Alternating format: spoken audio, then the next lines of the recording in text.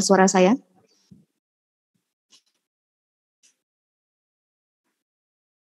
Terdengar, Bu. Terdengar, Bu.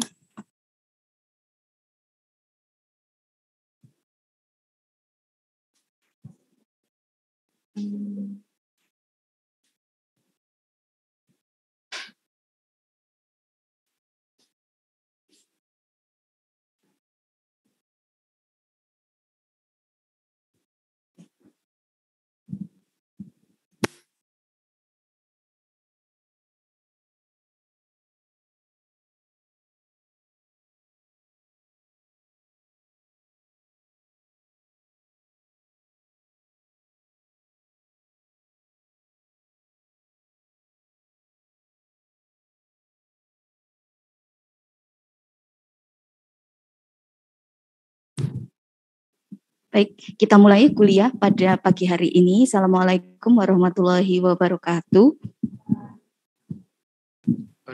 Ya, baik, jadi kuliah pada pagi hari ini adalah topik terakhir ya. Jadi dari mata kuliah pengantar biokimia.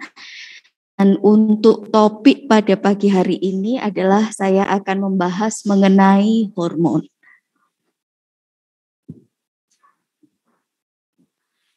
Nah, hormon merupakan salah satu jenis komunikasi yang digunakan oleh tubuh. Di mana kan fungsi dari komunikasi ini adalah untuk melakukan koordinasi, integrasi, dan sinkronisasi untuk melakukan adaptasi terhadap perubahan lingkungan. Ya, jadi pada organisme multiseluler seperti pada manusia kan terdiri dari banyak sel ya kita ini.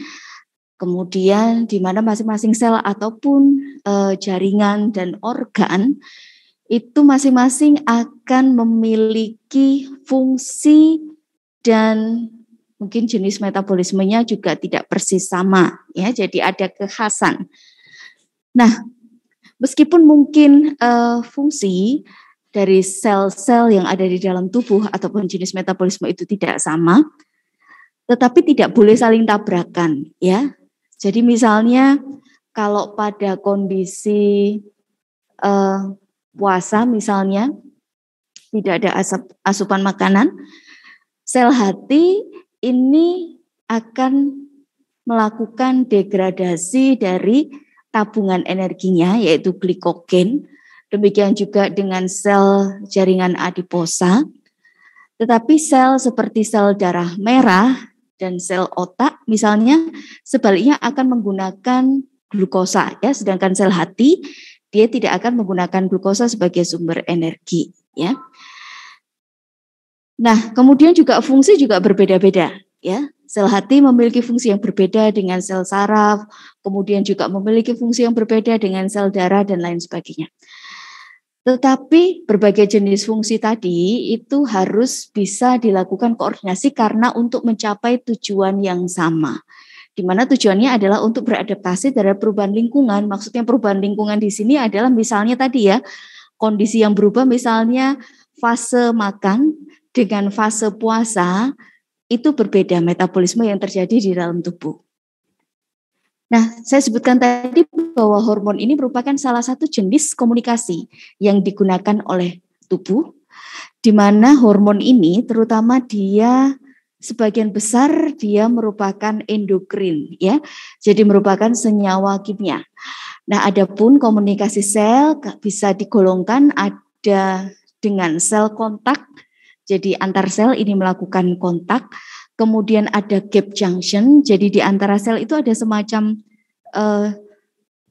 celah yang kecil gitu ya, dan untuk menghubungkan antara satu sel dengan sel sebelahnya, dan dengan menggunakan senyawa kimia. Nah, senyawa kimia ini dibedakan lagi berdasarkan di mana dia bekerja. Otokrin ini adalah senyawa kimia yang dihasilkan oleh suatu sel dan bekerja untuk sel itu sendiri. Sedangkan parakrin, senyawa kimia ini dihasilkan oleh suatu sel dan dia bekerja di sel lain di lokasi yang sama ya atau yang berdekatan. Sedangkan kalau endokrin ini sel targetnya atau di mana dia bekerja itu lokasinya jauh dari sel penghasil senyawa kimia ini ya, dan harus melalui pembuluh darah.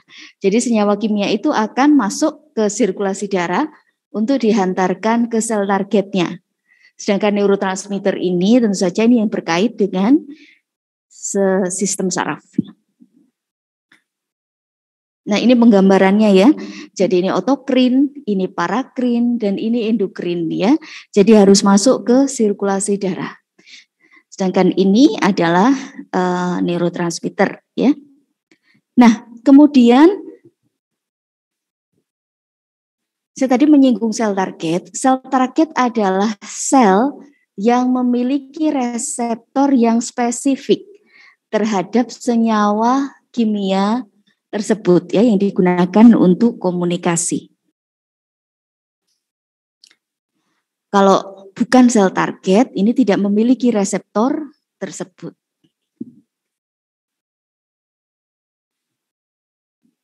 Jadi kalau secara definisi, hormon ini merupakan senyawa apapun di dalam suatu organisme yang fungsinya adalah pembawa pesan atau sinyal ya untuk menimbulkan perubahan pada tingkat sel ya.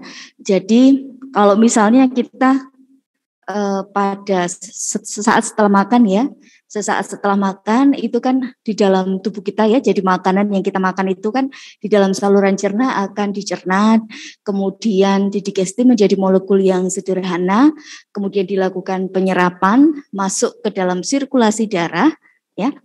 Nah, tentu saja nutrisi yang sudah diserap tadi itu harus bisa masuk ke dalam sel-sel tubuh untuk bisa didaya gunakan ya.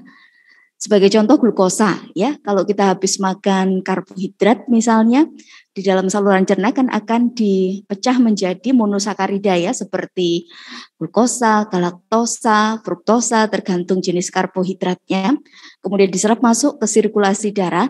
Nah, glukosa di dalam sirkulasi darah ini belum bisa memberikan daya guna ya. Jadi dia harus masuk ke dalam sel, misalnya di dalam sel darah merah, di sel hati, di sel otak, di berbagai sel tubuh.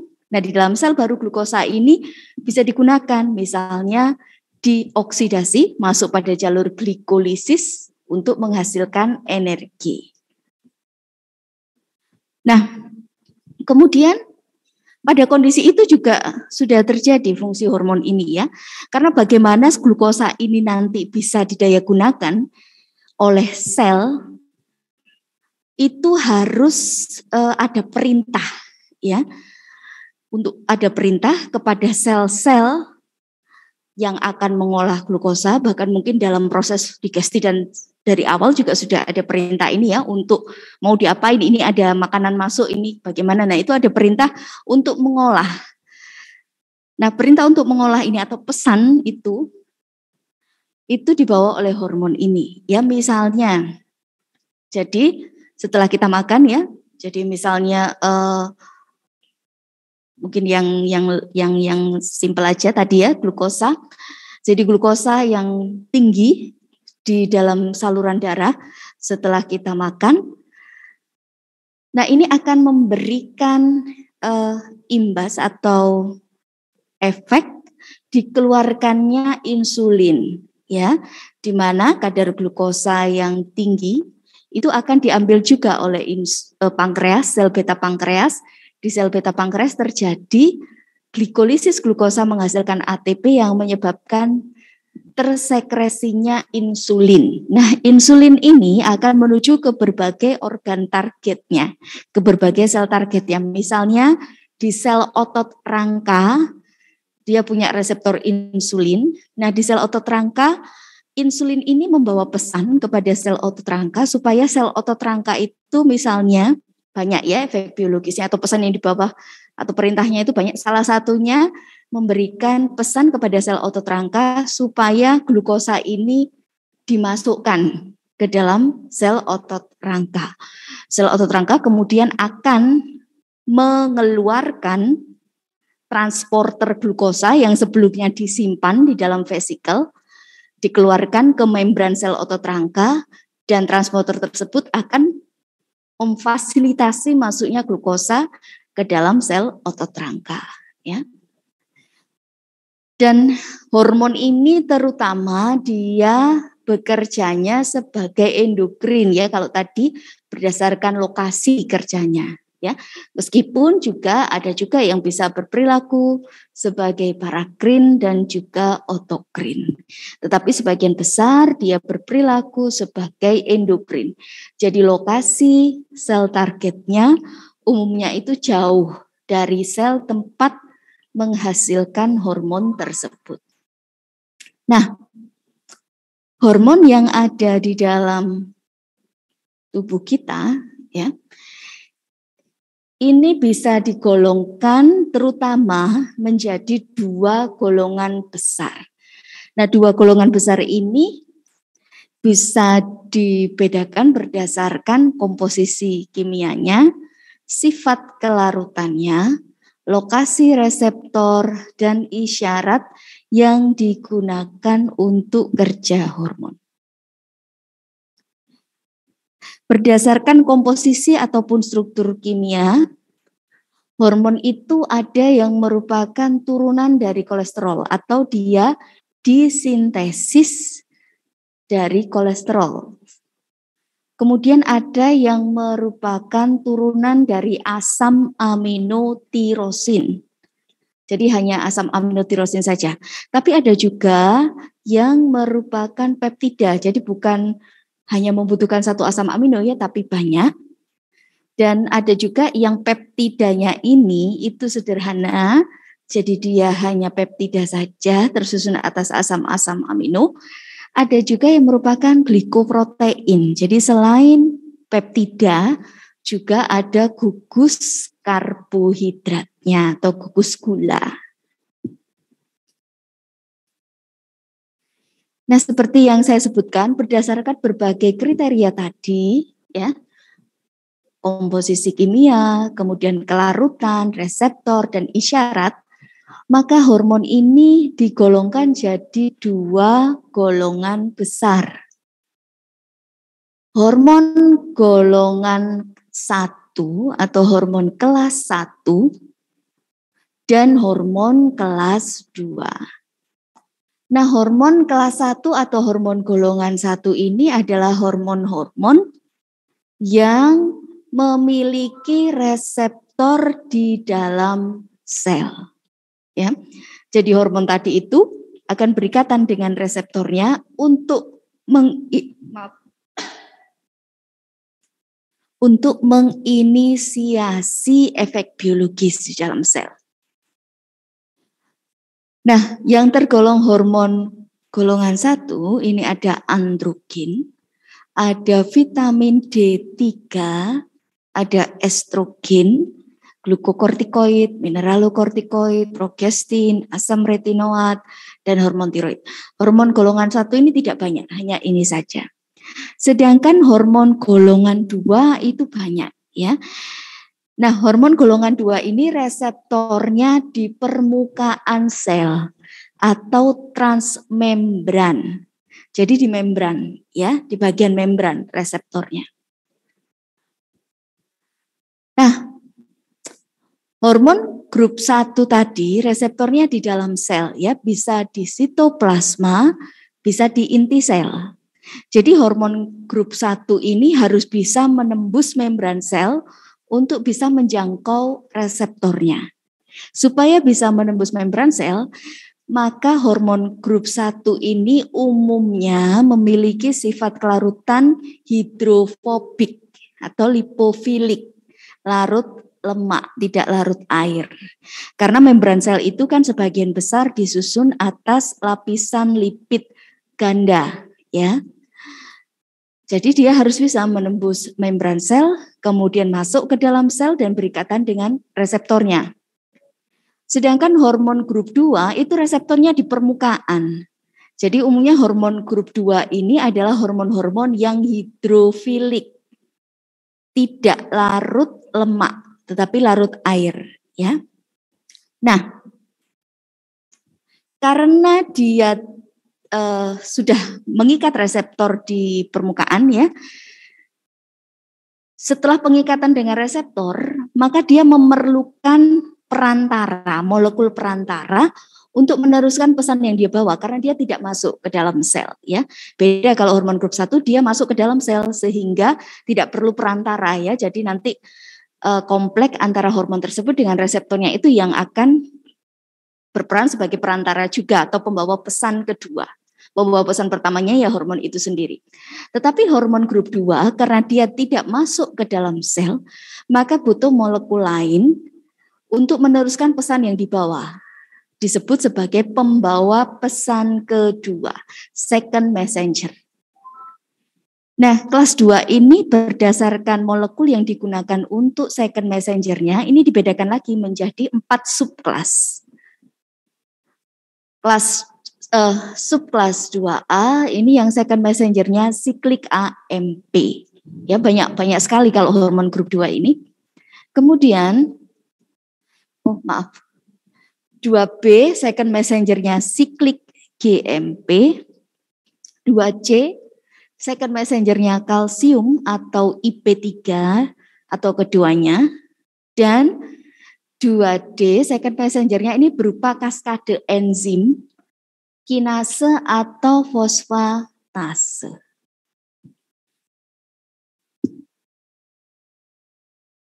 Nah, setelah hormon itu mengikat reseptornya, maka selanjutnya, jadi pengikatan hormon dengan reseptor itu akan menginisiasi. Jadi itu adalah tahapan rekognisi, ya,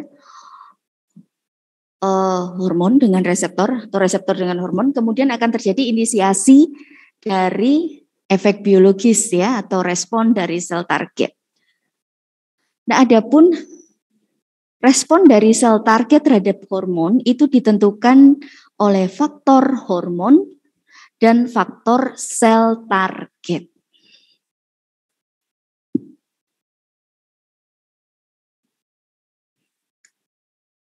Faktor hormon ini diantaranya adalah laju sintesis dan sekresi hormon, ya. Jadi akan menentukan konsentrasi, kemudian jarak dari sel pensintesis hormon tersebut dengan sel targetnya atau efek dilusi.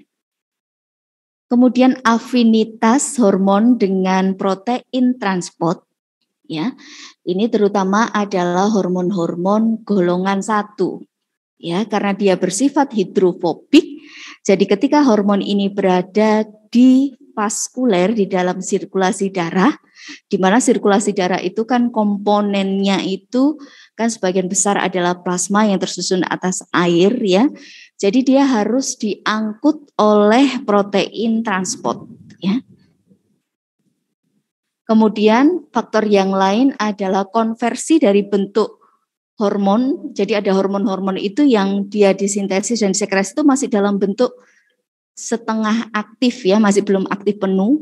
Jadi konversi dari bentuk inaktif atau suboptimal aktif menjadi bentuk aktif ini juga merupakan faktor hormonal yang menentukan respon sel target. Dan juga laju pembersihan hormon dari plasma oleh jaringan lain selain sel target. Sedangkan faktor sel target adalah terutama reseptor, ya.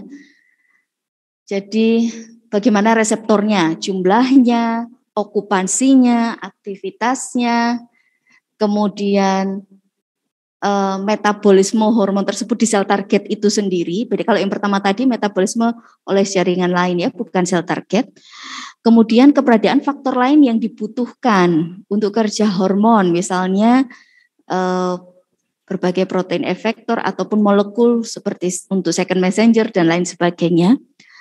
Kemudian ya tadi, ya, jadi kebanyakan reseptornya, kemudian regulasi dari reseptornya, ya, up down regulation ataupun desensitisasi pasca reseptor.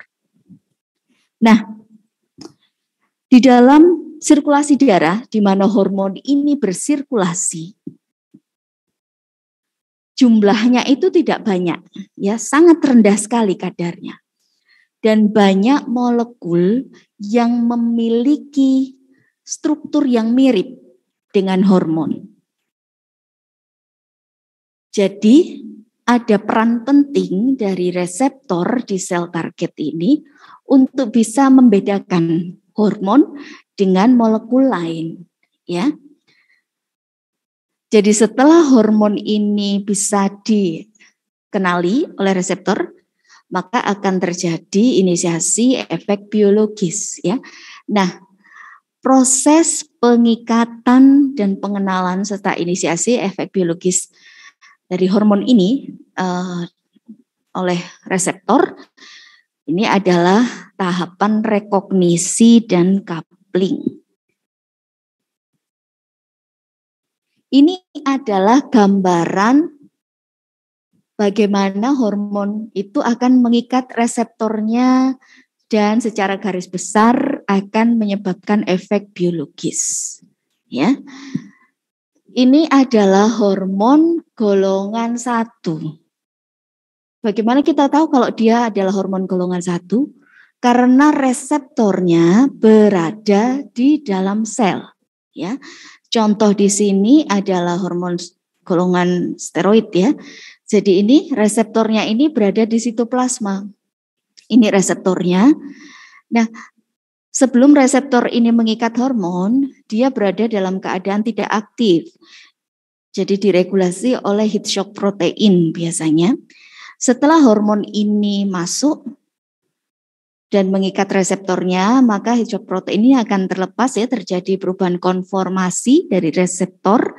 Kemudian kompleks antara hormon dengan reseptornya ini selanjutnya akan berpindah dari sitoplasma ke dalam inti sel dan mengikat DNA, ya.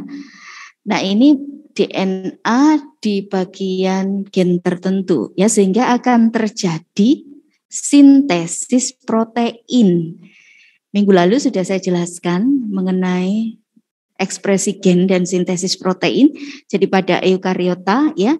Jadi sebelum terjadinya sintesis protein itu kan diawali dulu dengan adanya sinyal, ya, yang ditangkap oleh reseptor. Nah, itu salah satunya sinyal itu adalah hormon ini, ya. Jadi akan terjadi sintesis protein, misalnya protein enzim misalnya, dan lain sebagainya.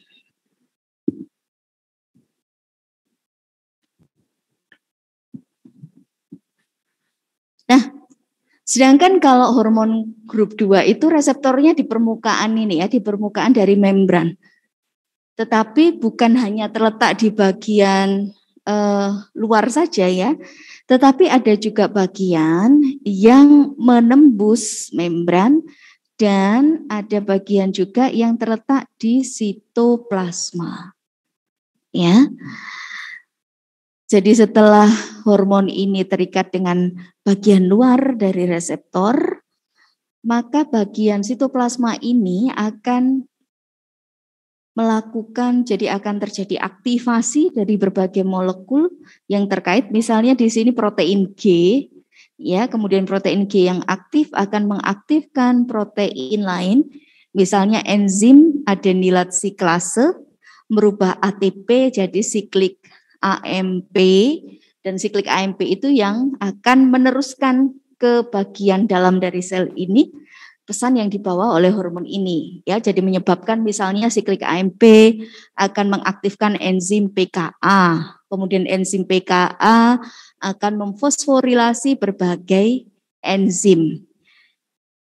Kalau Anda ingin tahu misalnya glukagon pada metabolisme glikogen, ya, pada glikogenolisis.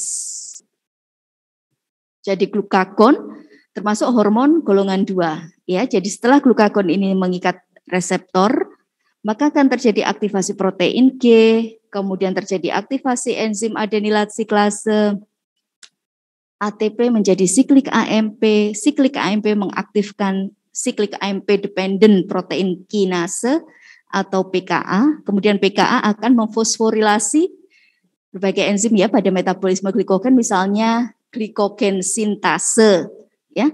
Kemudian apalagi fosforilase kinase, dan selanjutnya fosforilase kinase memfosforilasi glikogen fosforilase ya.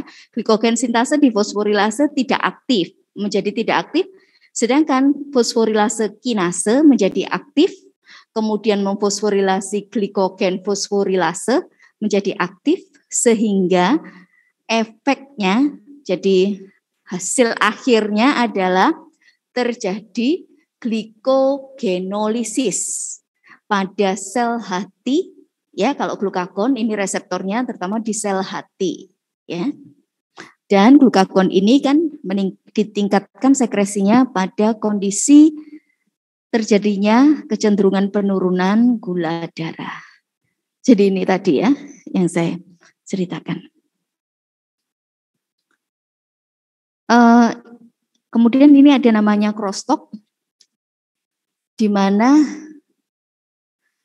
hormon yang golongan 2 ini juga bisa menyebabkan aktivasi dari reseptor hormon golongan 1 ya. Nah, dan tentu saja itu juga terkait dengan hormonnya juga. Nah, kemudian penyimpanan dan sekresi hormon. Jadi ada hormon-hormon itu yang dia disintesis sudah dalam bentuk final, ada yang masih setengah jadi, dan ada juga yang disimpan di dalam sel, ada yang langsung dikeluarkan begitu disintesis. Hormon-hormon steroid seperti androgen, estrogen, ya, progesteron, dan juga glukokortikoid, ya, mineralokortikoid, dan juga vitamin D3. Ini disekresi ya sesuai dengan bagaimana dia dibentuk, dan jadi setelah disintesis ya langsung disekresi dan tidak punya penyimpanan intrasel. Sedangkan katekolamin ini adalah dopamin, epinefrin, norepinefrin, atau dopamin, adrenalin, noradrenalin. Setelah disintesis ini disimpan di granula sel kromafin pada medula adrenal dan akan dikeluarkan setelah ada rangsangan saraf. Ya. Kemudian ini hanya contoh-contoh ya, jadi ada hormon paratiroid. Ini disintesisnya setengah jadi, ya. Jadi ini sintesisnya jadi, tapi ini ada yang tidak disimpan langsung dikeluarkan, ada yang langsung jadi tapi disimpan, dan ada yang dia sintesisnya setengah jadi, kemudian disimpan seperti PTH, ya, dan juga insulin, ya.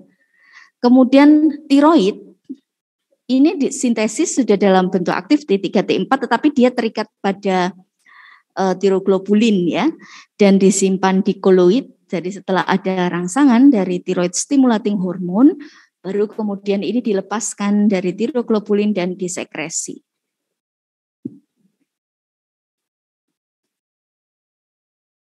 Jadi ini steroid tidak punya bentuk penyimpanan di dalam sel, katekolamin dan PTH ini ada, tetapi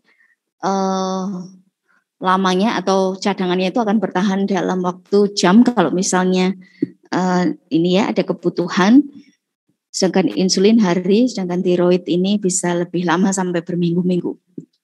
Kemudian transport dari hormon, jadi tadi juga saya singgung pada klasifikasi, hormon golongan 1 ini umumnya adalah hidrofobik, tidak larut air, sehingga di dalam plasma dia diikatkan ke transport protein atau protein transport. Contohnya hormon tiroid ini ditransport oleh tiroid binding globulin, ya. Nah, keuntungan dari pengikatan hormon dengan protein transport adalah tentu saja yang pertama mengatasi masalah solubilitas. Yang kedua bisa menyediakan reservoir yang bersirkulasi. Dan yang ketiga, memperpanjang waktu paruh. Jadi karena pengikatan hormon ini dengan protein transport, itu akan menyebabkan bentuk dari molekul hormon tadi menjadi lebih besar ya, karena dihitung dengan protein transportnya. Dan ini bentuk yang lebih besar ini, jadi kalau disirkulasi kan dia akan memutar ya, dan juga akan menuju ke ginjal. Nah, bentuk yang besar ini membantu dari hormon yang terikat dengan protein transport itu untuk lolos dari penyaringan glomerulus ya. Jadi maksudnya tidak dikeluarkan ya, jadi tidak bisa menembus glomerulus. Jadi terus kemudian kembali ke sirkulasi. Jadi ini akan menyebabkan waktu paruh dari hormon grup 1 ini umumnya jauh lebih panjang daripada hormon grup 2. Nah, hormon grup 2 ini umumnya hidrofilik, jadi tidak perlu protein transport, kecuali IGF-1. Nah, protein transport dan reseptor itu keduanya sama-sama protein dan sama-sama mengikat hormon. Tetapi keduanya ini tidak sama persis, ada perbedaan dan perbedaannya itu signifikan ya. Yang pertama dari segi konsentrasi, reseptor ini sangat rendah konsentrasinya, sedangkan protein transport itu tinggi. Kemudian daya ikat dari reseptor itu jauh lebih kuat daripada protein transport. Kemudian spesifisitas itu reseptor itu sangat spesifik ya, sedangkan protein transport tidak ya, tidak terlalu spesifik ya, rendah spesifisitasnya, di mana satu jenis protein transport itu juga bisa digunakan untuk mengangkut hormon A, bisa juga untuk hormon B gitu ya. Kemudian kejenuhan, reseptor ini jenuh ya, jadi sama seperti enzim ada kejenuhan, sedangkan protein transport tidak. Reversibilitas, keduanya reversibel, jadi harus bisa dilepaskan. Dan, nah ini yang penting lagi adalah pengikatan hormon dengan reseptornya ini akan menyebabkan transduksi sinyal di dalam sel.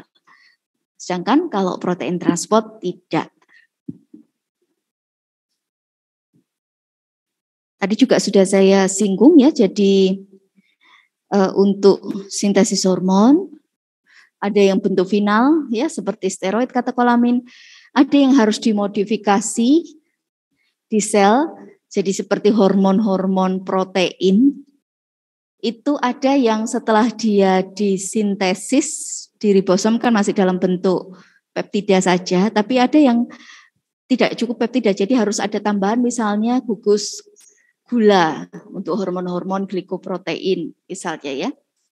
Atau yang tadi ya, molekulnya besar dan untuk menjadi hormon aktif itu harus dihilangkan beberapa atau bahkan mungkin banyak residunya harus dihilangkan ya. Ada pembelahan dari protein. Ya. Nah, kemudian ada juga yang harus dirubah jadi bentuk aktifnya itu di perifer. Kalau tadi itu di dalam selnya ya, atau di lokasi yang dekat dengan di mana dia berasal. Tetapi ada yang dia dirubah jadi bentuk aktifnya itu di perifer. Nah, perifer ini bisa organ sasarannya, bisa bukan organ sasarannya, ya, atau gabungan, ya, seperti pada vitamin D3. Nah, kemudian organ atau sel yang memproduksi hormon atau mensintesis hormon ini ada yang merupakan organ yang memang didesain khusus hanya untuk sintesis hormon. Ya. Seperti hipotalamus dan hipofisis, paratiroid, tiroid, kelenjar adrenal, pankreas, testis dan ovari, tapi testis dan ovari ini juga merupakan selain dia mensintesis hormon, tetapi juga menghasilkan lain ya, molekul atau zat yang lain yang memiliki fungsi yang berdekatan dengan hormon tersebut ya. Contohnya tadi ovarium, dia akan menghasilkan telur selain hormon, tetapi antara telur dan hormon ini kan berkaitan ya. Demikian juga dengan testis kan, bukan hanya hormon testosteron tetapi juga sperma. Tapi kan keduanya memiliki fungsi yang berkaitan. Tapi ada juga hormon yang dihasilkan oleh bukan organ khusus ya, tetapi sel khusus yang ada di dalam organ yang umum, maksudnya itu yang fungsinya bukan untuk hormon seperti ini mungkin ya, atau di organ organ hormon yang lain ya, seperti kalsitonin ini ada di sel khusus di dalam kelenjar tiroid. Jadi tiroid ini bisa menghasilkan hormon tiroid dan juga kalsitonin, tetapi sel yang bertanggung jawab beda. Kemudian GLB1 ini sel L di usus ya. Kemudian ini tadi hanya pengulangan saja, jadi kalau strukturnya ada yang dari kolesterol, ada yang dari asam aminotirosin, dan ada yang dari protein.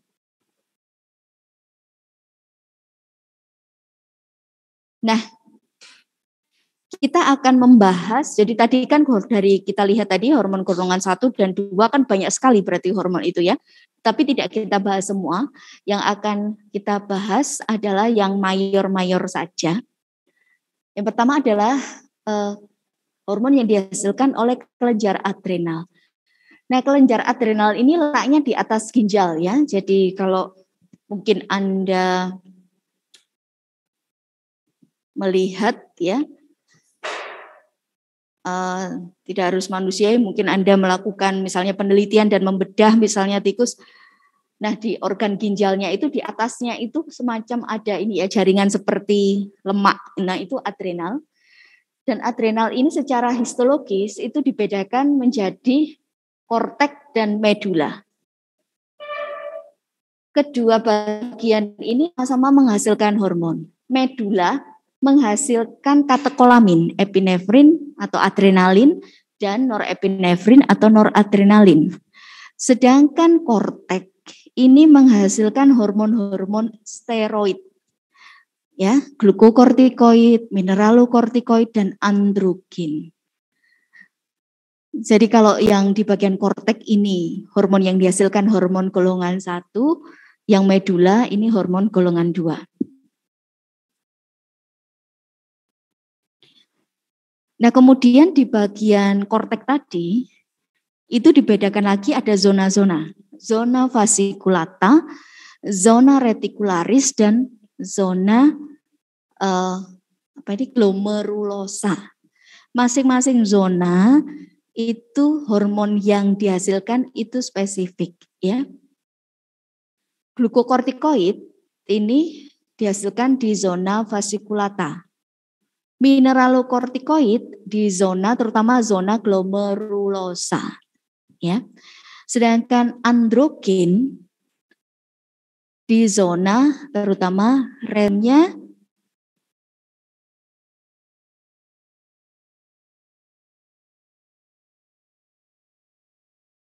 dengan jalur metabolisme yang lain ya. Maka sintesis itu kan juga jalur metabolisme ya. Seperti yang saya sebutkan kan ada sintesis atau anabolisme dan katabolisme atau degradatif ya. Nah, sintesis hormon dan sekresinya, karena dia kan setelah disintesis itu kan dia dikeluarkan karena kebanyakan dia bekerja di tempat lain, bukan di dalam selnya sendiri. Nah, ini juga ada regulasinya ya, ada pengaturnya, dan sintesis dan sekresi dari hormon tadi di korteks kan ada mineralokortikoid, glukokortikoid, dan androgen. Glukokortikoid dan androgen ini dikendalikan oleh sekresi dan sintesisnya oleh hormon lain yang dihasilkan oleh hipotalamus dan hipofisis anterior ya, ACTH dan CRF atau CRH. ya. Nah, glukokortikoid atau yang paling poten adalah kortisol dan juga hormon ACTH ini dipengaruhi oleh stres fisik dan emosi. Jadi pada kondisi yang stres ini akan menyebabkan meningkatnya hormon kortisol biasanya ya. ACTH meningkat, kemudian hormon kortisol juga akan meningkat. Dan pada kondisi normal sekresi kortisol ini memiliki ritme diurnal. Jadi biasanya dia fase atau sekresi paling tinggi itu adalah pada pagi hari ya, sesaat sebelum kita bangun, dan kemudian akan dengan bertambah siang hari itu akan menurun ya. Dan nanti naik lagi pada malam hari dan puncaknya sesaat sebelum bangun. Jadi ini ya. Jadi adrenal ini pada korteknya akan menghasilkan glukokortikoid, paling poten kortisol, dan kortisol ini akan ditingkatkan sintesis dan sekresinya. Sekresinya ini dengan rangsangan ACTH dan CRH. Jadi CRH akan merangsang pituitari menghasilkan ACTH, ACTH akan merangsang adrenal untuk mensekresi kortisol. Dan kortisol ini bisa menghambat CRH, ya. Dan ini akan meningkat ya kadar kortisol ini kalau terjadi stresor ya. Jadi stres ini akan menyebabkan peningkatan CRH, kemudian ACTH dan kortisol. Dan kalau pada kondisi normal ya kortisol kan juga dibutuhkan ya. Tetapi ada mekanisme homeostasis di tubuh di mana kalau berlebihan juga tidak bagus ya. Jadi ada mekanisme umpan balik negatif di mana kortisol ini bisa menghambat CRH sehingga akan menurunkan laju sintesis dan sekresi dari kortisol. Nah, penyakit yang berkaitan dengan korteks adrenal ini ada penyakit Addison namanya. Jadi penyakit Addison ini terjadi penurunan hormon kortisol tadi. Ya. Akibatnya karena hormonnya turun, ini akan merangsang ACTH yang di atasnya, ya. Jadi supaya yang di atasnya itu akan meningkat, ya. Kalau meningkat kan harapannya nanti kortisolnya akan naik, ya. Jadi ACTH ini akan meningkat. Nah, hormon ACTH ini adalah hormon yang dihasilkan dari molekul yang bentuknya besar, kemudian dengan enzim peptidase, molekul yang besar ini akan dipotong-potong. Dan bukan hanya hormon ACTH, molekul besar tadi itu, ternyata di antaranya juga ada MSH yang mempengaruhi pigmen, ya, melanosis stimulating hormone. Jadi biasanya pada penyakit Addison ini, orangnya itu akan mengalami hiperpigmentasi. Ini tanda fisik yang terlihat dari luar. Kemudian kalau ini Addison ini kan gangguannya itu adalah di adrenalnya. Jadi disebut sebagai primer. Kalau primer di tempat di mana hormon tersebut atau kalau terjadi masalah di tempat di mana hormon tersebut disintesis, maka namanya gangguan primer ya. Kalau di luar itu sekunder. Ini saya rasanya nice to know saja mungkin. Kalau Cushing, ini justru sebaliknya, jadi meningkat, ya. Nah, sindroma Cushing ini sebenarnya paling banyak dijumpai itu kalau di klinik itu bukan karena masalah di dalam tubuh, ya, tetapi namanya iatrogenik. Jadi kebanyakan pasien-pasien dengan sindroma Cushing ini penyebabnya dari luar. Jadi biasanya orang ini mengkonsumsi apapun itu, apakah herbal, apakah jamu, atau apakah memang obat-obatan yang mengandung steroid dalam waktu lama dan dosis yang suprafisiologis atau lebih besar dari seharusnya. Dan ini bukan hanya misalnya jamu ya, tapi misalnya salep yang mengandung steroid, inhaler ya. Seperti orang asma itu kan ada ya semacam inhaler, ataupun apapun itu ya, ataupun mungkin jamu ataupun herbal mungkin yang diberi steroid, nah itu bisa menyebabkan sindroma Cushing. Dan ternyata yang sindroma Cushing dengan penyebab eksogen itu yang lebih banyak dijumpai daripada yang masalah internal di dalam tubuh sendiri. Misalnya karena tumor adrenal atau apa, itu malah lebih jarang. Yang paling sering yang karena penyebab dari luar. Sedangkan itu tadi kortisol. Selain kortisol juga dihasilkan androgen, ya. Jadi hormon seks laki-laki. Jadi wanita juga punya hormon androgen ini ya, karena kita juga ada adrenal ya. Dan sebenarnya pada saat pembentukan estrogen di dalam ovarium, sebenarnya estrogen ini dari hasil aromatisasi androgen. Jadi ovarium akan menghasilkan androgen dulu, baru androgennya akan dirubah menjadi estrogen. Ya, kalau pada orang-orang menopause, ya, di mana kan ovariumnya sudah tidak berfungsi, maka penghasil hormon estrogen berasal dari aromatisasi androgen yang dihasilkan oleh adrenal ini. Ya, tetapi estrogen yang dihasilkan pada saat menopause itu bukan jenis estrogen yang poten, ya. Jadi estrogen ada 3 jenis. Yang paling poten adalah yang estradiol. Itu adalah dominan pada saat masa subur ya, wanita masa subur. Tapi kalau sudah menopause masih ada estrogen, tetapi jenisnya bukan jenis yang poten.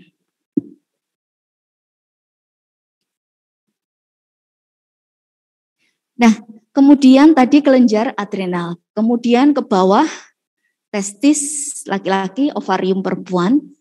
Testis dan ovarium ini adalah organ yang akan menghasilkan hormon seks ya.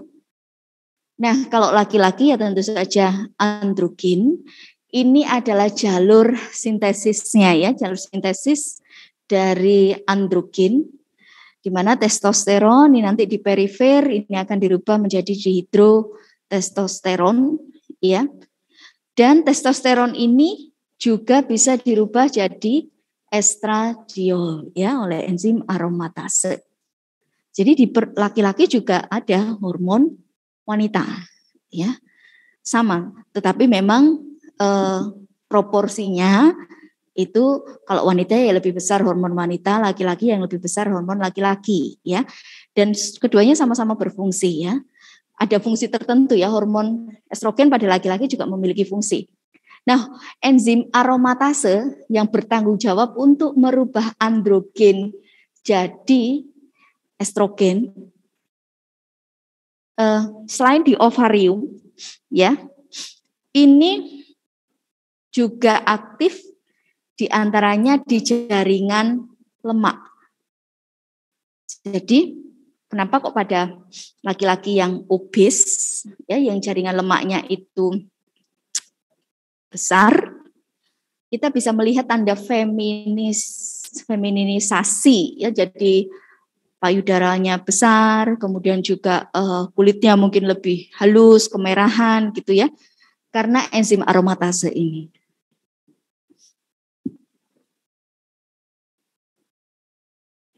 Nah, di testis ini kalau selain androgen, testosteron yang dihasilkan Leydig juga dihasilkan sperma ya oleh sel spermatogonia. Sedangkan sel Sertoli ini penghasil inhibin dan ABP inhibin ini akan mengendalikan hormon FSH. Dan testosteron ini oleh enzim aromatase bisa dirubah ya menjadi estrogen, estradiol, kemudian juga molekul yang lain androstenediol dan dihidrotestosteron ya oleh 5-alfa reduktase, jenis enzim yang lain. Nah, fungsi dari androgen yang pertama tentu saja androgenik ya, jadi ciri seks sekunder laki-laki.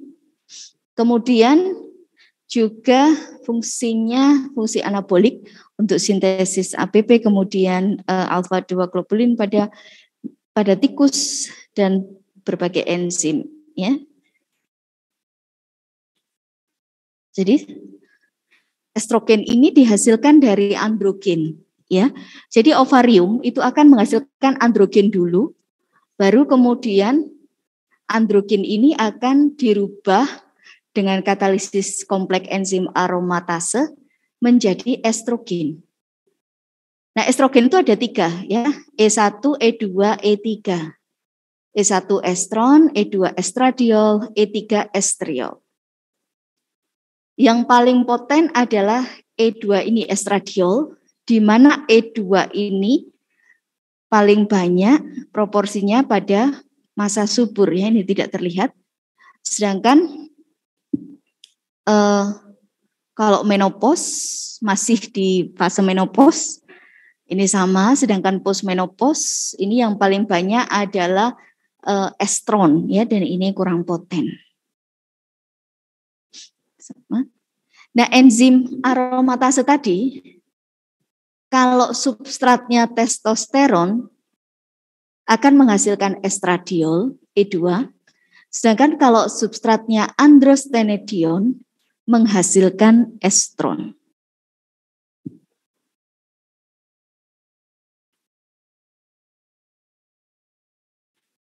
Ini sama ya saya rasa dengan kompleks enzimnya.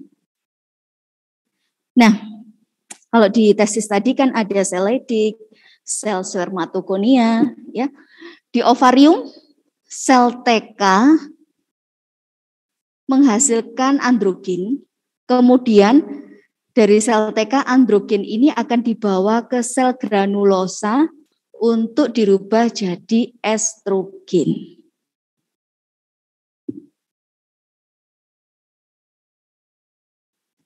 Kemudian di ovarium ini juga akan dihasilkan progesteron oleh korpus luteum. Nah, kalau di sel TK ya, progesteron ini bisa dirubah lebih lanjut menjadi androgen, kemudian di granulosa menjadi estrogen. Tetapi korpus luteum ini progesteron tidak bisa dirubah lebih lanjut.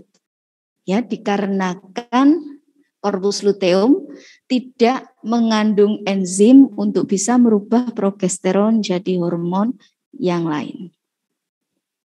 Sedangkan fungsi estrogen, ya ini banyak, saya rasa bisa dibaca sendiri, cuman yang diantaranya salah satu yang penting dari fungsi estrogen adalah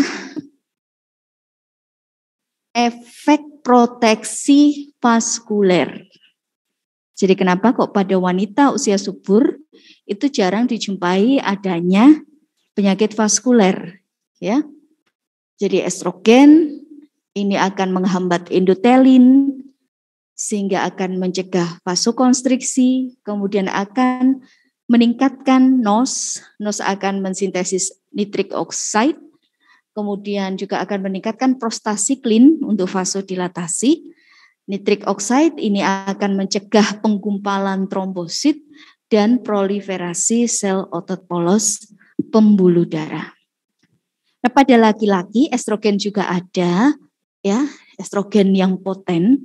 Ini berasal dari aromatisasi androgen di perifer dan juga yang paling banyak ya, sintesis di testis. Fungsi estrogen yang poten ini adalah untuk meregulasi FSH, kemudian tingkah laku seksual pada binatang, dan spermatogenesis secara tidak langsung. Pada penyakit seperti hipertiroid, sirosis hepatis, dan penuaan, akan terjadi peningkatan akibat peningkatan estradiol bebas dibandingkan testosteron, sering terjadi estrogenisasi, ya. Kemudian pada laki-laki dan wanita di mana terjadi peningkatan aktivitas enzim aromatase pada kondisi tertentu seperti tadi ya, obesitas, kemudian di kulit dan di hati, ini misalnya juga akan dijumpai pada sirosis hepatis ya, kondisi aromatase yang meningkat ini ya, ini akan menyebabkan kondisi yang tadi ya, estrogenisasi.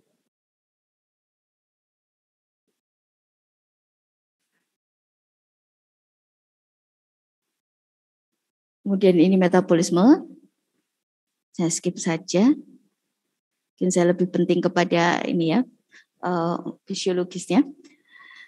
Dan kemudian organ lain atau hormon mayor lain adalah yang dihasilkan oleh hipotalamus dan hipofisis.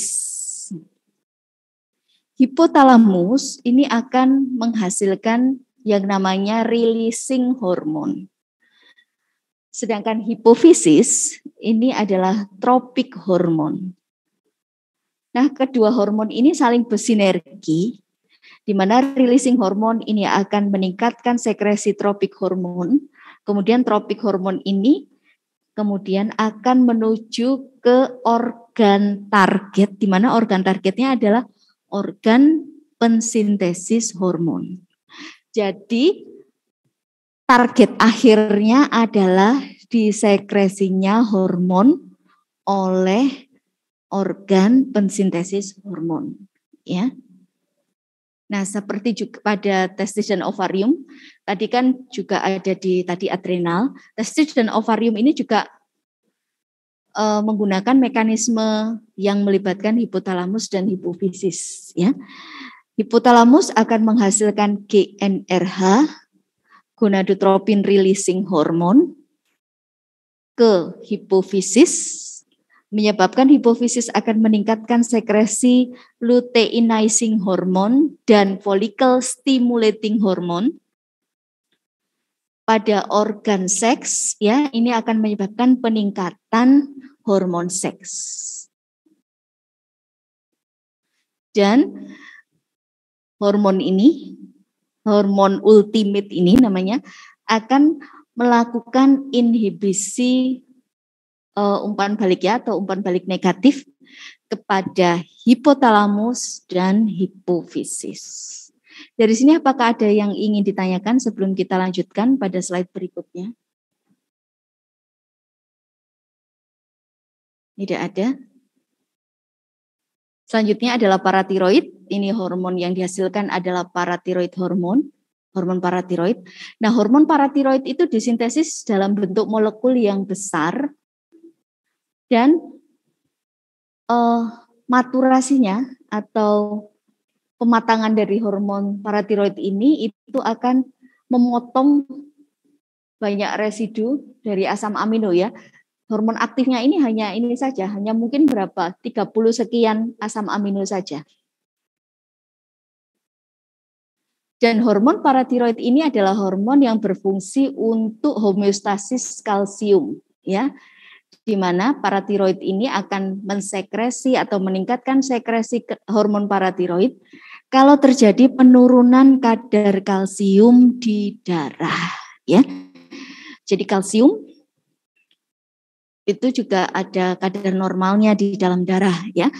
Kalau terjadi penurunan kadar kalsium di dalam darah, ini akan menyebabkan hormon paratiroid ini disekresi dan akan menyebabkan, jadi organ targetnya ini adalah ginjal dan tulang, jadi akan dibongkar, ya, kalsium yang ada di tulang akan dibongkar. Kemudian ginjal juga akan disuruh untuk menyerap kalsium, ya, untuk mengembalikan kadar kalsium darah ke posisi yang normal. Pada apa ya yang saya terangkan itu ya, pada osteoporosis ya, pada osteoporosis pernah saya terangkan. Jadi kalau asupan kalsium itu rendah, maka ini akan menyebabkan terjadinya dekompaksi dari tulang ya, jadi akan lebih rentan terjadinya osteoporosis. Nah, kemudian pankreas. Nah, ini yang paling banyak kita jumpai ya penyakitnya ya yang dikaitkan dengan pankreas, yaitu diabetes mellitus ya. Jadi pankreas ini akan menghasilkan hormon, terutama adalah insulin dan glukagon. Sel penghasilnya beda ya.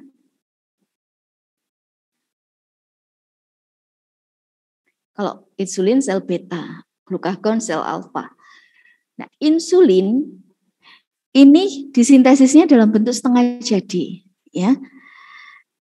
Untuk insulin ini menjadi insulin yang aktif, ini ada pemotongan yang abu-abu ini namanya peptidase. Biasanya peptidase ini bisa dilakukan pengukuran ya untuk mengetahui bagaimana status sintesis insulin di dalam tubuh.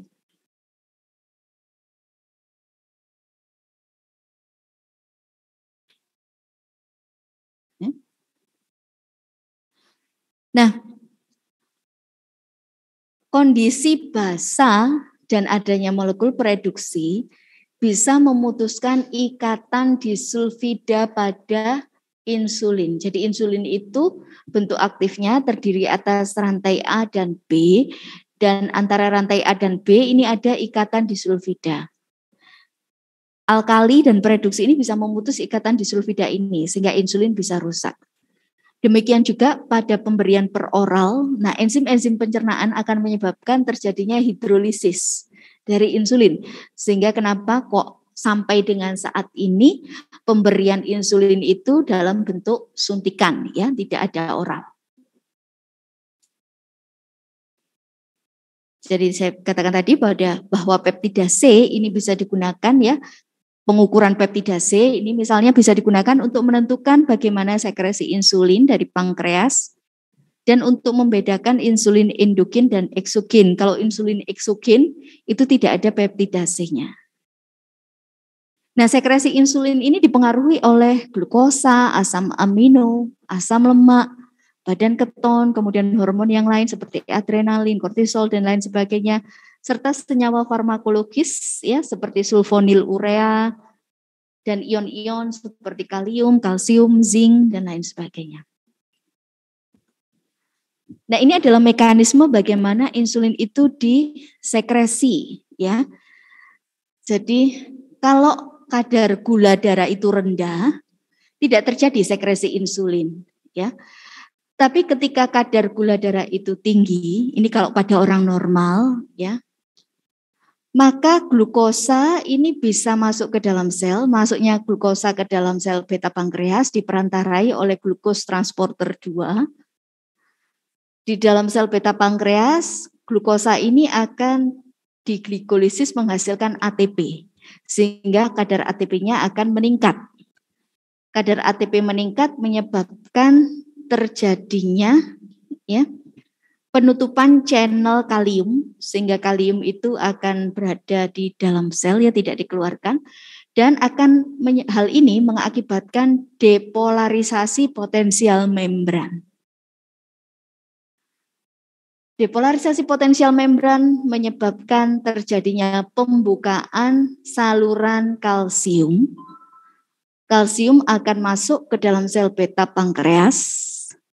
Dan hal ini mengakibatkan insulin yang disimpan di dalam granula dilepaskan ke sirkulasi. Jadi setelah kita makan ya, peaknya kadar gula darah itu 1 jam setelah kita makan. Nah, ini akan juga terjadi peningkatan. Jadi setelah kita makan, sesaat setelah kita makan itu akan terjadi peak insulin, dan kemudian menurun dan akan meningkat lagi ya. Jadi ada bifasik itu namanya. Peak yang pertama ini bisa dipengaruhi oleh hormon-hormon yang lain ya. Peningkatan kadar insulin bisa ditingkatkan juga dengan hormon-hormon yang ada di saluran cerna seperti GIP dan GLP. Nah, ini adalah efek insulin ya. Jadi akan meningkatkan glikolisis, glikogenesis dan lain sebagainya. Ini bisa dibaca sendiri. Sedangkan metabolisme dari insulin ini terjadi di hati, ginjal dan plasenta. Jadi protease akan menghidrolisis ikatan peptida rantai alfa dan beta. Kemudian enzim glutation, insulin transhidrogenase memutuskan ikatan disulfida. Jadi ini menyebabkan insulin tidak aktif. Nah, penyakit diabetes mellitus yang terkait dengan insulin ini itu sangat banyak kita jumpai ya. Jadi sangat umum. Ini adalah gambaran kaki gangren ya, kaki diabetes. Di mana diabetes ini adalah sekelompok penyakit metabolis yang cirinya terjadi hiperglikemia, peningkatan kadar gula darah sebagai akibat dari adanya defek sekresi insulin atau aksi insulin atau keduanya. Dan ini adalah kriteria untuk mendiagnosis diabetes berdasarkan ada ya American Diabetes Association tahun 2014, dan saya rasa di tahun yang terbaru pun juga masih belum banyak perubahan ya. Meskipun juga sekarang ada juga namanya diabetes mellitus tipe yang lain ya. Kalau dulu mungkin hanya tipe 1 dan tipe 2, tapi sekarang ada tipe yang lain ya. Dan yang terutama yang digunakan untuk diagnosis kalau ini masih belum berubah ya. Jadi parameter yang digunakan adalah HbA1c, kemudian gula darah puasa, dan gula darah 2 jam PP.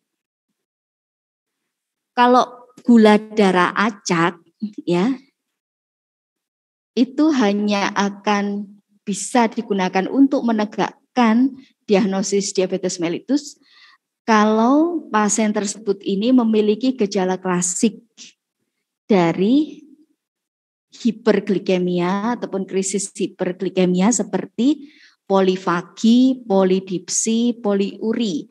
Jadi orangnya banyak makan, tapi biasanya meskipun makannya banyak itu selalu keluhannya masih lemes dan berat badannya seringkali tambah turun ya. Polidipsi, haus, poliuri, banyak kencing ya, karena glukosa yang tinggi di dalam sirkulasi darah ini bisa menyebabkan terjadinya, jadi dia akan berperan sebagai tekanan osmotik ya, jadi akan menarik air, dan di ginjal ini juga akan menyebabkan efek diuresis. Dan karena banyak kencing akhirnya orangnya merasa haus ya, karena terjadi semacam dehidrasi. Nah, yang umum diabetes itu diklasifikasikan jadi tipe 1 dan tipe 2 ya. Kalau tipe 1 ini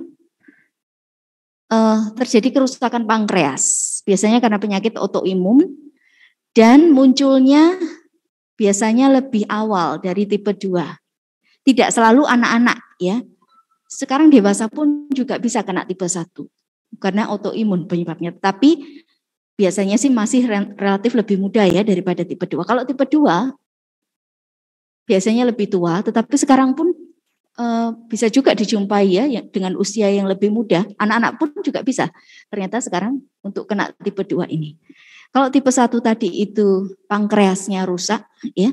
Kalau tipe 2 ini biasanya karena penyakit metabolik sebelumnya. Jadi biasanya orangnya obes dan sedenter ya. Jadi mungkin aktivitasnya, gerakannya itu tidak banyak ya. Dan ini akan menyebabkan penyakit atau sindroma metabolik, terjadi hiperlipidemia dan lain sebagainya, dan itu akan menyebabkan resistensi insulin dan menuju ke diabetes mellitus. Nah, selain pemeriksaan gula darah, juga nanti Anda sering mendengar ada pemeriksaan HbA1c ya pada diabetes mellitus. HbA1c ini adalah pemeriksaan untuk menghitung jumlah hemoglobin yang mengalami glikosilasi. Karena gula darahnya itu tinggi, maka gula ini bisa nempel ke berbagai molekul ya. Di antaranya adalah hemoglobin. Dan ini bisa digunakan untuk diagnosis dan juga monitoring, karena daripada gula darah ya. Jadi kalau untuk kontrol biasanya paling bagus dengan HbA1c, bukan gula darah acak. Kalau gula darah itu kita bisa akali, biasanya pasiennya bisa ngakali. Jadi sebelum kontrol tidak makan. Jadi bisa rendah, tetapi tidak makan tapi tetap minum obat ya, jadi bisa rendah. Tapi kalau HbA1c ini tidak bisa diakali karena dia HbA1c itu akan berada di sirkulasi 3 bulan, kan tidak mungkin akan menahan tidak makan 3 bulan kecuali kalau dia memang disiplin dengan gaya pola makannya ya. Kalau ini artinya saja ya, kalau kadar segini, ini berarti kadar gula darahnya berapa. Nah, kontranya insulin adalah hormon glukagon. Dan juga sama seperti insulin, juga dipengaruhi oleh molekul seperti glukosa, asam amino, asam lemak, badan keton untuk sekresinya. Tapi dia berkebalikan dengan insulin, ya. Dan fungsinya juga berkebalikan dengan insulin, ya. Misalnya sama-sama pada gluconeogenesis, tapi satunya menghambat, satunya meningkatkan, ya. Selanjutnya hormon tiroid, ya, dihasilkan oleh kelenjar tiroid. Sintesisnya ini ada tahapan konsentrasi itu pengambilan yodium dari sirkulasi ke dalam sel dari kelenjar tiroid, kemudian oksidasi, ya, kemudian yodinasi, penempelan dari tiroid itu pada tiroglobulin, ya, kemudian membentuk MIT dan DIT, dan kopling itu kalau MIT itu mono, DIT itu di, ya. Jadi kalau MIT dan D kan jadi 3, T3. Kalau DIT dan DIT jadi T4. Nah, T4 dan T3 ini adalah hormon tiroid aktif yang disekresi. Tetapi T3 ini kadarnya lebih kecil, ya, paling banyak T4. Tetapi meski lebih kecil, T3 ini yang paling poten. Jadi ini biosintesisnya, jadi diambil masuk yodium ke dalam sel tiroid, kemudian terjadi perubahan dari E- plus E+, kemudian terjadi penempelan, ya, ke tiroglobulin menjadi MIT dan DIT, kemudian kopling menghasilkan T3 dan T4. Nah, ini masih terikat tiroglobulin, ya. Kalau ada stimulus dari TSH, maka tiroglobulin ini akan diambil dari koloid masuk ke dalam sel, kemudian di dalam fagosum ini, di dalam lisosom ini akan dilepaskan, ya, T3 dan T4-nya, ya, terjadi proses pelepasan, kemudian T3 dan T4-nya ini akan dikeluarkan ke sirkulasi.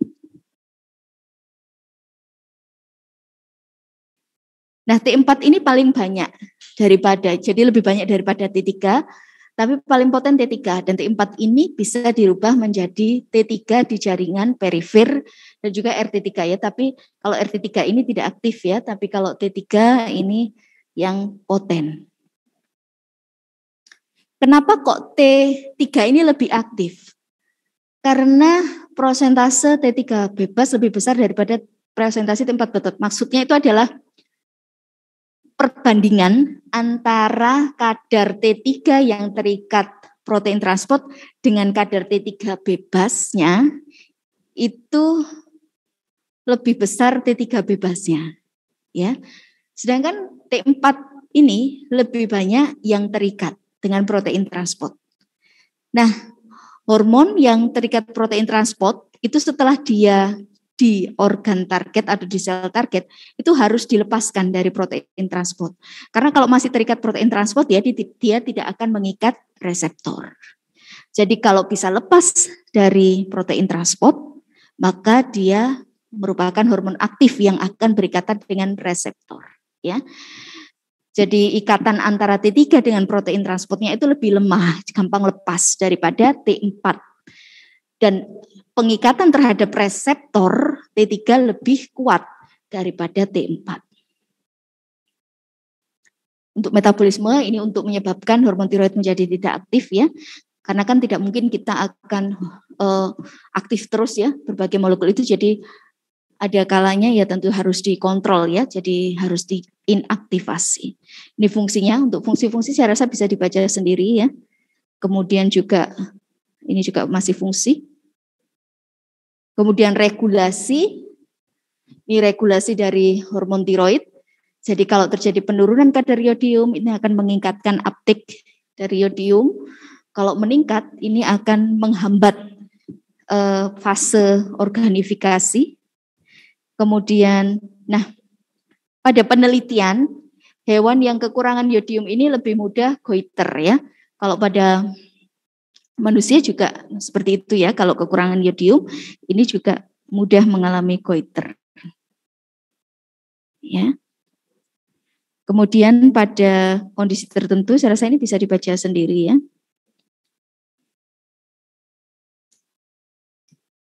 Nah, gangguan pada tiroid, kalau hipotiroid akan menyebabkan terjadinya diantaranya kreatin dan goiter, endemik goiter ini biasanya pada daerah pegunungan, ini sudah pernah saya jelaskan ya, pada mineral ya.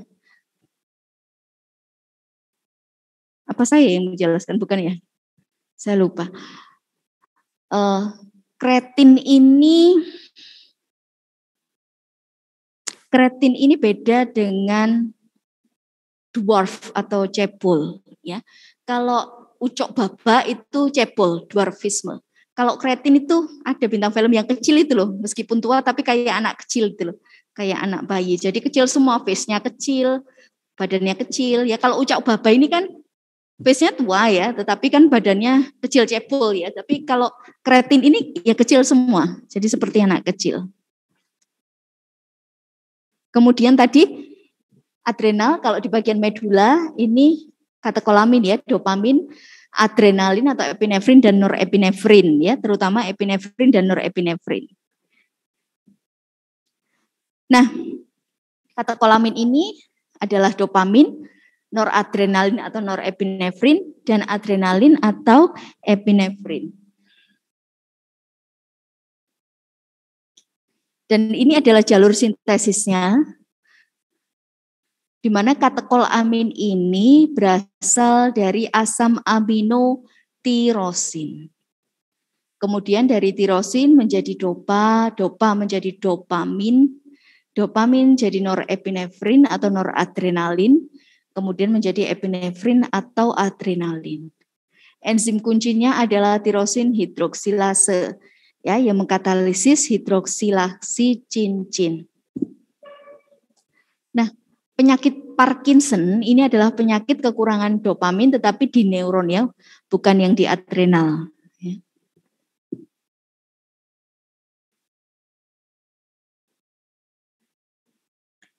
Untuk inaktivasi ini metabolismenya oleh enzim CUMT dan MAO menghasilkan metabolit VMA dan metanefrin ya.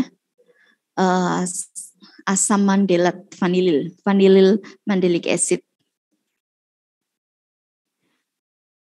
Nah, pada penderita feokromositoma, nah ini ada tumor gitu ya pada bagian medula adrenal. Ini akan menyebabkan peningkatan epinefrin dan norepinefrin, dan epinefrin dan norepinefrin ini akan meregulasi tensi ya, jadi dia bisa meningkatkan tekanan darah. Jadi biasanya terjadi hipertensi. Jadi kenapa tadi salah satu bentuk terapi hipertensi adalah memblok enzim untuk sintesisnya.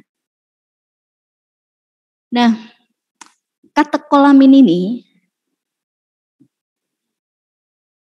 reseptornya, jadi seperti saya katakan tadi bahwa reseptor itu spesifik.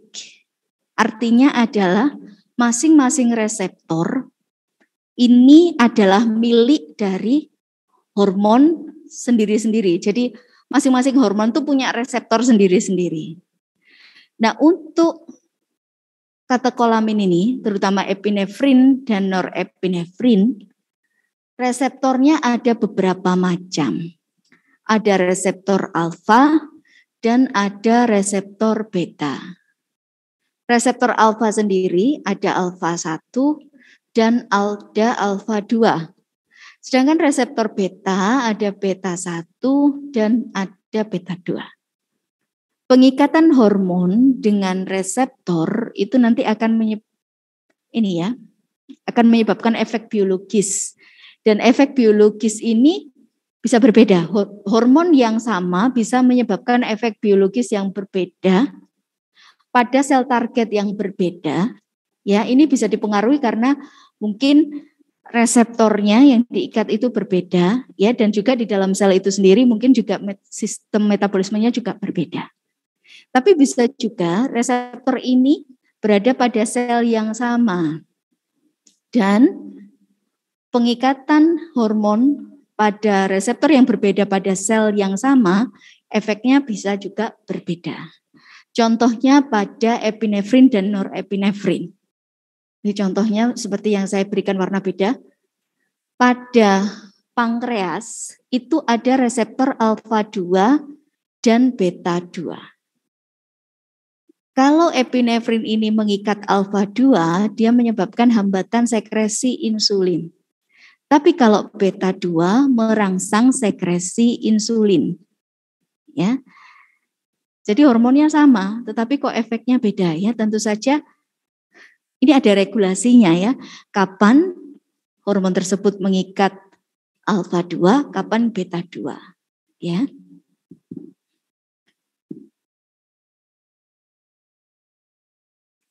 Katekolamin ini juga disebut sebagai hormon darurat. Hal ini dikarenakan kemampuannya menyediakan glukosa dan digunakan khusus untuk susunan syaraf pusat dan eritrosit. Ya, jadi hormon darurat ini adalah dikeluarkan pada saat kondisi darurat, misalnya pada kondisi stres. Misalnya tidak selalu sakit ya, hipoglikemi itu juga kondisi stres, tapi misalnya takut ya, ketakutan misalnya ya, misalnya malam-malam keluar terus di belakang kayak ada yang ngikuti, nah itu kan kondisi yang stressful, nah itu akan menyebabkan peningkatan sekresi adrenalin dan noradrenalin ya. Dan adrenalin ini akan memberikan efek pada sel target, diantaranya di sel hati dia bisa menyebabkan glikogenolisis. Jadi glukosa itu akan banyak dikeluarkan ke sirkulasi dari hasil pembongkaran glikogen, kemudian digunakan untuk otak ya, dan juga eritrosit ya, dan juga selain hati juga epinefrin atau adrenalin ini juga akan mengikat sel targetnya yang berupa sel otot rangka, di mana di sel otot rangka juga akan terjadi penyediaan bahan bakar yang bisa digunakan untuk kontraksi otot. Dan kontraksi otot ini bisa digunakan apakah itu mau lari ataukah mau melawan, ya, fight or flight response. Baik, dari sini apakah ada yang ingin ditanyakan?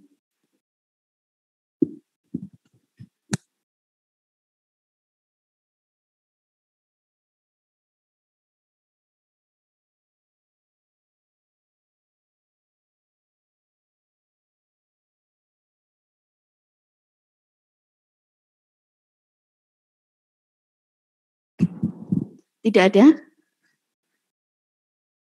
Baiklah, kalau tidak ada maka saya akhiri kuliah saya sampai di sini.